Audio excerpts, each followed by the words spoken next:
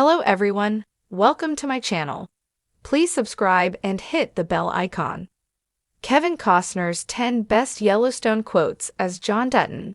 Kevin Costner's John Dutton II is like an oracle in Yellowstone. He has many quotable moments that guide his family through the high-stakes circumstances they encounter protecting the largest contiguous ranch in the United States. Many of John's best quotes in Yellowstone reflect the nature of his tough love approach, whether in raising his children or educating his peers. John Dutton is a realist. However, he also has a sentimental quality that makes for some of Costner's best moments in Yellowstone. Some of my favorite remarks by John Dutton are to Beth Kelly Riley. The way that John's daughter pushes him out of his comfort zone elicits some of Costner's most humorous moments on the show. Additionally, John's best quotes offer advice to those closest to him. Dutton was equally insightful to the Yellowstone characters he loved the most, like Beth and Case Luke Grimes, as he was to his enemies. One quote in the Yellowstone series premiere establishes John Dutton's mission to preserve the land his family had occupied for over 130 years. After the episode's opening scene shows John Dutton putting down his horse amid a truck crash, Jamie successfully argues against eminent domain for a proposed residential complex on the Yellowstone ranch. After the case is dismissed, Jamie gets a more informal plea. Jamie's opponent wanted a housing complex on 30,000 acres of the Yellowstone Dutton Ranch. Later, Jamie pitches the deal to his father, telling him they could use the money and the leverage it would afford them. This memorable quote from John Dutton establishes the show's theme that nothing is more valuable than the land the Yellowstone Ranch sits on, and people will relentlessly try to take it from its stewards. John Dutton's quote from Yellowstone Season 2, Episode 4, is essential to his worldview. The outing's title, Only Devils Left, partially contains the quote, highlighting its importance to the whole series. Malcolm, Neil McDonough, and Teal Beck, Terry Serpico, visit John during the outing in response to Dan Jenkins, Danny Houston, and Thomas Rainwater's, Jill Birmingham, agreement to build a casino and hotel outside Yellowstone National Park. John isn't expecting the Beck brothers' visit, causing tension with Rip Wheeler, Cole Hauser, when they arrive seemingly unannounced. John talks to the brothers without Jamie. When he walks away from the conversation, Jamie warns his father that making a deal with the Beck brothers is like a deal with the devil.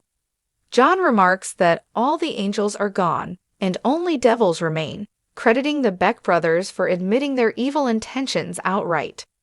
When Case returns to the ranch and becomes foreman, operations shift, and Beth talks to her father about it.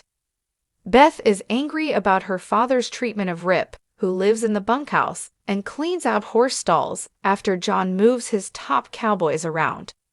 Rip formerly lived in the foreman's house, which went to Case when he moved back to the ranch and assumed the Yellowstone Dutton ranch foreman position. Beth is frustrated with her father's choices because John is Rip's father figure, and she thinks the former foreman should stay in the house. When John insists that Rip has no interest in staying in the lodge and that his sacrifice will be rewarded, Beth backs away from the subject. When he sees that his daughter is satisfied with his answer, John tells Beth to go ruin someone else's day. Beth replies, "That's the plan, Daddy." After the Beck brothers kill John's cattle for refusing to work with them, Dutton marches into Dan Jenkins' office and confronts him about their shared problem. Despite refusing to work with the Beck brothers because they had a shared enemy, John quickly teams up with Dan and Rainwater to take out a different shared enemy. However, before seeking a pact, John assaults Jenkins' security officer. Dan and John plan to meet with Thomas Rainwater as Jenkins' security guard gets his bearings and comes to do his job. When he arrives, Dan informs his security guard that he's late and tells him to wait outside. As John leaves the Paradise Valley Capital Development, Jenkins' security guard tells Dutton, "That was a nice move," but Dutton says it wasn't any particular move, he's just the meaner of the two. In the opening scene of Yellowstone Season 3, Episode 3, An Acceptable Surrender, John whispers this quote to his grandson, Tate, Brecken Merrill. In the fallout of being traumatically kidnapped by the Beck brothers, Tate goes camping with his parents and grandfather. When Case's son wakes up early, he finds John Dutton crouched, looking out over a pasture, watching a cow elk lead a wolf away from her baby. When Tate joins his grandfather's side in the early morning light, John Dutton tells him he wants to see the baby cow elk live, leading Tate to the field. John then instructs his grandson to mark the territory with their morning bathroom break, further to knock the wolf off the baby's tracks. The moment was sentimental for John, amplified by spending it with his grandson, and the self-awareness of the best part of Costner's Yellowstone performance made for a memorable quote. In the closing line of Yellowstone Season 3, Episode 5, Cowboys and Dreamers, John passes the torch to Case, who is taking his place running the ranch. It's a memorable quote from John because it's pretty hopeful and gives his son an open door to be himself. John traditionally wanted to control Case's decisions, so watching him step back and appreciate him doing things his way is memorable. Case also works as a livestock commissioner, and when a local horse breeder dies and leaves his family behind, Case wants to help them. As the lionholder prepares to foreclose on Boyd Nelson's house, Case prepares to put his remaining animals in a sale to raise some money for his family.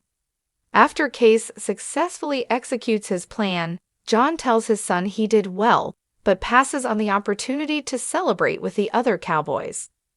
Yellowstone Season 3 is full of memorable quotes from John Dutton, with a particularly heartfelt comment to Beth arising in Episode 7, The Beating.